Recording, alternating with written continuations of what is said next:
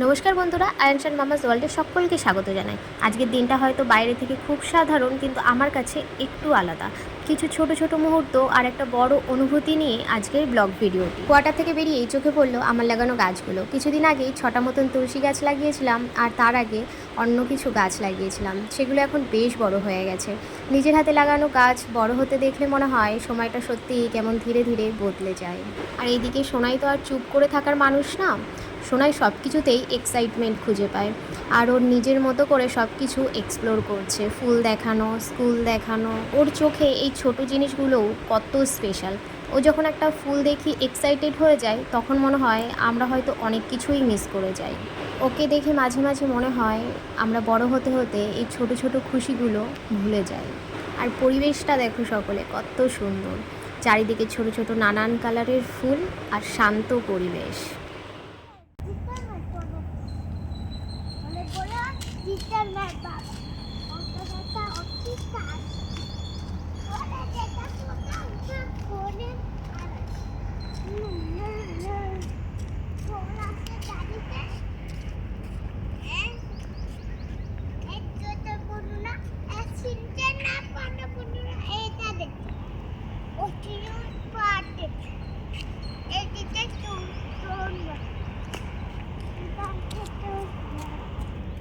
তো যাই হোক, এত রোদে এত গরমের তাপে মা ছেলে মিলে বেরোনোর একটাই কারণ যে আমাদের ছোট্ট একটা কাজ আছে, অনেক দিন ধরে যেটা নিয়ে ভাবছিলাম। তো সেটার জন্যই এত রোদের মধ্যেও টুকটুক টুকটুক করে মা ছেলে মিলে বেরিয়ে পড়লাম।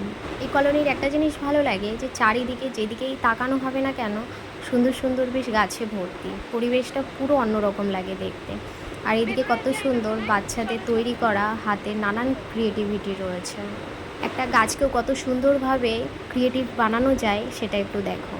যাই হোক, সব কিছু খুব শান্তভাবে কমপ্লিট হয়ে গেল। কিছু জিনিস থাকে যেগুলো শব্দ ছাড়াই শেষ হয়ে যায়, মনে হচ্ছিল একটা চ্যাপ্টার আজ সত্যিই শেষ হলো।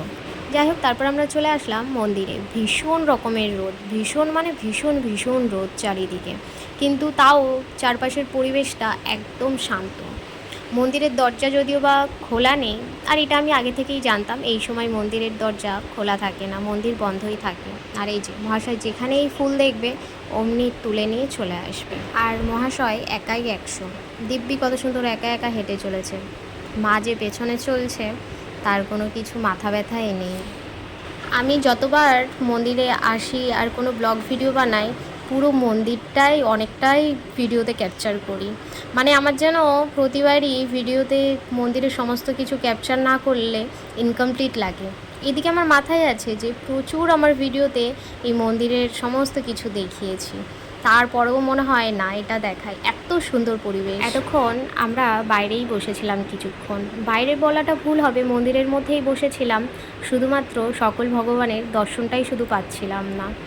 তো আমি মহাদেবের দরজার বাইরেই বসেছিলাম, কোনো কথা ছিল না, শুধু একটা অনুভূতি ছিল, আর ভীষণ ভালোও লাগছিল। মহাদেবকে হয়তো দেখতে পাচ্ছিলাম না ডিরেক্টলি, কিন্তু তাও মনে হচ্ছিল আরও কিছুক্ষণ বসি। যাই হোক, আবারও তোমাদেরকে সকল ভগবানের দর্শন করিয়ে নিই। আমি ওই যে বলি, প্রত্যেকটা ভিডিওতে যতবার দেখাবো, যতটা পরিমাণে মন্দিরের ভিডিও ক্যাপচার করব, আমার কাছে কম মনে হয়। তো যাই হোক, আমরা কিছুক্ষণ বসার পরই পণ্ডিতজি চলে এসেছিল কিছুক্ষণ পর। তো মন্দিরের দরজাগুলো খুলে দিল, সব কিছু যেন ধীরে ধীরে আবার শুরু হলো, এমন একটা ফিলিংস আসলো মনে। আর এই হলো বজরংবলী, আর এই হলো মহাদেবের স্থান, যেখানে দরজাটা বন্ধ ছিল, কিন্তু তারপরেও মহাদেব ভেতরে ছিল। আর আমি দরজার বাইরে বসেই অনেক কথা হয়ে গেছে মহাদেবের সাথে। আর পণ্ডিতজি যেই আসলো, বাকি রাধাকৃষ্ণ সবার যখন দরজাগুলো খুলছিল, তখন আমাকে বলল মহাদেবের দরজাটা খুলে দিতে। কেন খুলিনি? তো যাই হোক, বলার সাথে সাথে খুলে দিলাম, আর দর্শনও করলাম, তার কাছে আবার কিছুক্ষণ বসলাম।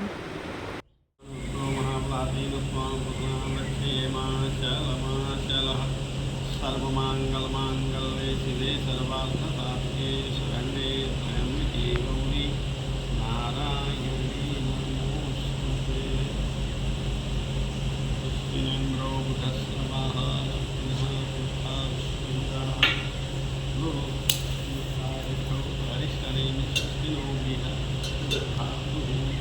আমরা যেহেতু জার্নি করব তাই পণ্ডিতজি সোনাইয়ের হাতে ধাগা বেঁধে দিল। আর এরই মধ্যে সন্ধ্যার আরতিও হয়ে গেছে, কিন্তু সেই ভিডিও আর অ্যাড করলাম না, ওটা আলাদা ভিডিও হিসাবে তোমাদের সাথে শেয়ার করব। বেরোনোর সময় মন্দিরটা আরেকবার দেখলাম, লাইটিংয়ে আরও সুন্দর লাগছিল। যাই হোক, আজকের দিনটা এখানেই শেষ, দেখা হবে আবার নতুন কোনো গল্পে। তো সকলে ভালো থেকো, সুস্থ থেকো, সকলকে টাটা, রাধে রাধে।